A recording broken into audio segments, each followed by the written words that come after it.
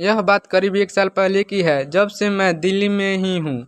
मैं यहाँ कोचिंग ले रहा हूँ और किराए के मकान में रहता हूँ। मेरे मकान के पास ही एक आंटी भी रहती है, जो दिखने में बहुत सेक्सी है, बस थोड़ा रंग सांवला है। उनके पति अक्सर काम के सिलसिले में घर से बाहर ही रहते हैं, जिसकी वजह से आंटी थोड़ी उदास भी रहती थी। एक दिन आंटी की तबीयत खराब थी, तो वो मेरे मकान मालिकिन ने पेन किलर लेने आई, लेकिन पेन किलर मकान मालिकिन के पास भी नहीं होने की वजह से उन्होंने मुझे लाने के लिए बोला। मैंने पूछा क्या हुआ। इस पर मेरी मकान मालिकिन ने मुझे पड़ोस वाली आंटी से मिलवाया और बताया कि इनकी तबीयत खराब है। फिर उन आंटी से हाय हेलो के बाद मैं मेडिकल शॉप से पेन किलर ले आया, लेकिन तब तक आंटी वहाँ से जा चुकी थी। मेरी मकान मालकिन ने मुझसे कहा उनके सर में ज़्यादा दर्द था, इसलिए वो अपने घर चली गई है। तुम ये दवाई उनके घर पर ही दे आओ, वो आराम करने की बोल करेगी है। मैंने कहा आप दे जाओ। उन्होंने कहा प्लीज़ तुम दे आओ, मुझे नहाना है। थोड़े से संकोच के बाद मैं चला गया तो आंटी लेटी हुई थी। वो जिस तरह से लेटी थी उससे उनके चूचे थोड़े बहुत को निकलते देख रहे थे। मैं अभी उन मम्मू की छटा को और निहारता कि आंटी मुझे देखकर उठ गई। उन्होंने मुझसे दवाई लेकर थैंक्स बोला और मैं वापस आ गया, लेकिन मेरे मन में अभी भी आंटी की वही मम्मू की छटा धूम रही थी। मैंने पहली बार किसी के चूंचे इस तरह से देखे थे। मैं बहुत गर्मा गया और मैंने उनके नाम की मारी और सो गया।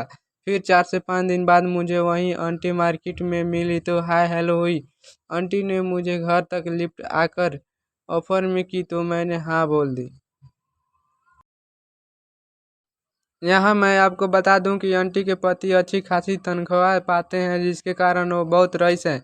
आंटी के पास स्विफ्ट कार है, जिसमें उन्होंने मुझे लिफ्ट दी। कुछ दूर तक हम दोनों बिल्कुल खामोश रहे। फिर मैंने चुप्पी तोड़ते हुए बात शुरू की।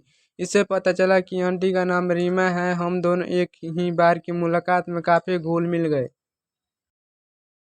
आंटी ने मुझे छोड़ने से पहले डिनर पर बुलाया। मैं हामी भरते हुए पहले अपने रूम पर आया और फिर नहा धोकर अच्छा सा परफ्यूम लगाकर 9 बजते ही आंटी घर पहुंच गया। आंटी ने वेलकम किया और अंदर आने के लिए बोला। आंटी ने काले रंग की जालीदार नाइटी पहनी हुई थी, जिसमें वो भी मादक लग रही थी। मुझे बैठने को कहकर आंटी ने खाना लगा दिया। अब हम दोनों साथ बैठकर खाने के लिए साथ हम बात कर रहे थे।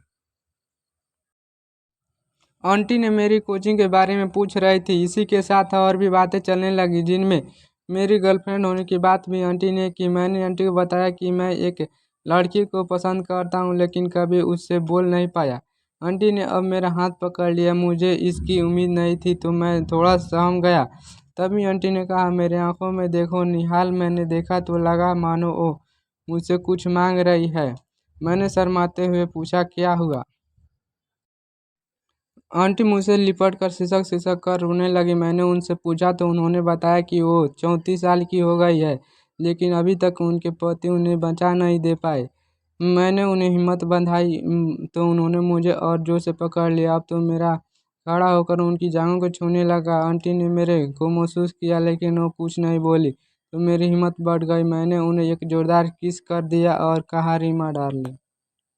मेरे डार्लिंग कहने पर तो मानो उन्होंने आत्मसमर्पण ही कर दिया। मैं उन्हें गोद में उठाकर रूम में ले गया और किस पर किस करने लगा। वो भी मेरा पूरा साथ दे रही थी। मैंने उन्हें बिस्तर पर पटक दिया और उनकी नाइटी उतार दी। नाइटी उतारते ही मेरी आंखें फटी फटी रह गई। क्या मस्त फिगर था यार। शायद 34 30 36 का रहा होगा। ये आंटी एकदम माल लग रही थी। वो मेरे सामने केवल ब्रा और पैंटी में हूँ। उनके और जो ब्रा से बाहर आने को बेताब थे। मैंने ऊपर से ही उन्हें पागलों की तरह दबाया जा रहा था। हेलो दोस्तों, आज का यह वीडियो आपको कैसा लगा प्लीज़ कमेंट बॉक्स में ज़रूर बताइएगा। और ऐसे ही स्टोरी सुनने के लिए हमारे चैनल को सब्सक्राइब कर लीजिएगा, ताकि आपको ऐसे ही इमोशनल स्टोरी सबसे पहले आपको मिल सके। मिलते हैं नेक्स्ट वीडियो में, तब तक के लिए जय हिंद, वंदे मातरम।